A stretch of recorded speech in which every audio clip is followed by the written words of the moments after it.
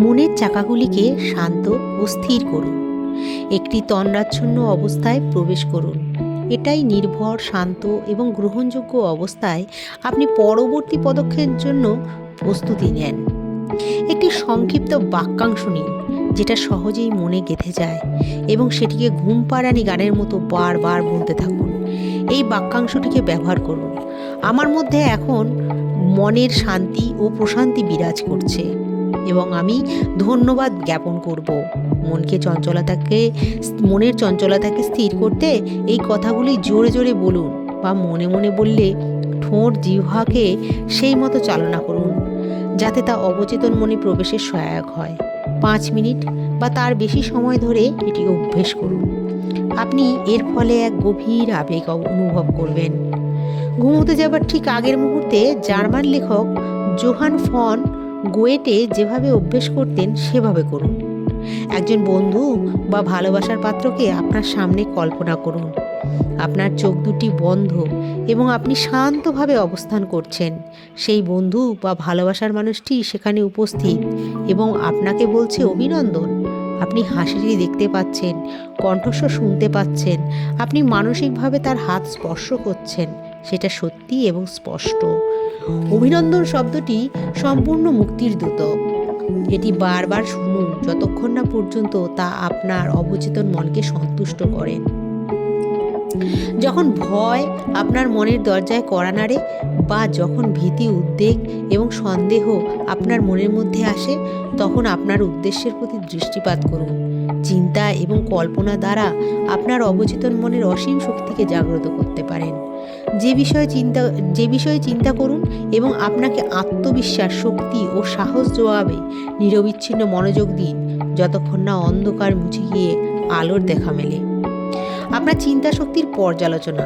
1 নম্বর, সমস্যার মধ্যেই সমাধান লুকিয়ে থাকে। প্রতিটি প্রশ্নেরই উত্তর রয়েছে। অসীম প্রজ্ঞার উপর আস্থা এবং আত্মবিশ্বাসের উপর নির্ভর করেই তা প্রতিক্রিয়া দেয়। 2 নম্বর, অভ্যাস হলো আপনার অবচেতন মনের একটি ক্রিয়া। নিয়মিত অভ্যাসের ফলে প্রবল শক্তি উৎপন্ন হয়। আপনার অবচেতনে অসাধারণ ক্ষমতা, এর চেয়ে বড় আর কোনো প্রমাণ নেই। আপনি অভ্যাসের দ্বারাই সৃষ্ট। 3 নম্বর, একটা চিন্তা বা কাজ বারবার করলে তা অবচেতন মনে একটা অভ্যাসে পরিণত হয়। তারপর তা স্বয়ংক্রিয় হয়ে যায়, যেমন সাঁতার কাটা, নাচা, টাইপ করা, হাঁটা, গাড়ি চালানো ইত্যাদি। 4 নম্বর, আপনি স্বাধীনভাবে বেছে নিতে পারেন। আপনি ভালো অভ্যাস যেমন বাছতে পারেন, তেমনি খারাপ অভ্যাসও বাছতে পারেন। প্রার্থনা হলো একটি ভালো অভ্যাস। 5 নম্বর, বিশ্বাসের বলে বলীয়ান হয়ে যে মানসিক চিত্র আপনি সচেতন মনে ধারণা করেন তা আপনার অবচেতন মন দ্বারা ফলপ্রসূ হয়। 6 নম্বর, আপনার সফলতা এবং লক্ষ্য পূরণের ক্ষেত্রে একমাত্র বাধা হলো আপনার নিজের চিন্তা ও মানসিক চিত্র। 7 নম্বর, যখন আপনার মনোযোগ বিভিন্ন দিকে ধাবিত হয় তখন সেগুলোকে একত্রিত করে আপনার লক্ষ্য পূরণে প্রয়োগ করুন। এটি অভ্যাসে পরিণত করুন। একে বলা হয় মনকে নিয়মানুগ করা। 8 নম্বর, আপনার সচেতন মন হলো ক্যামেরার মতো আর অবচেতন মন হলো একটি প্লেট যার মধ্যে আপনি আপনার ছবির ছাপ ফেলেন।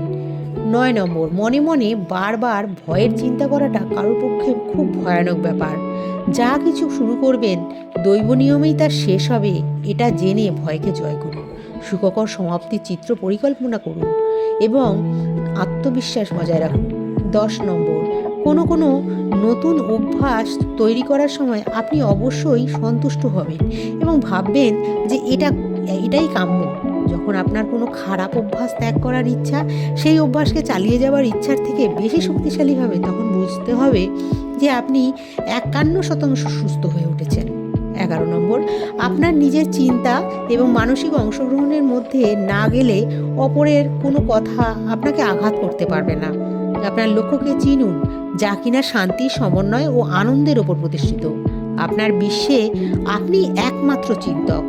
12 নম্বর, অতিরিক্ত মদ্যপান হলো পলায়নী মনোবৃত্তির অবচেতন প্রয়াস। মাদকাসক্তির কারণ হলো নেতিবাচক ও ধ্বংসাত্মক চিন্তা।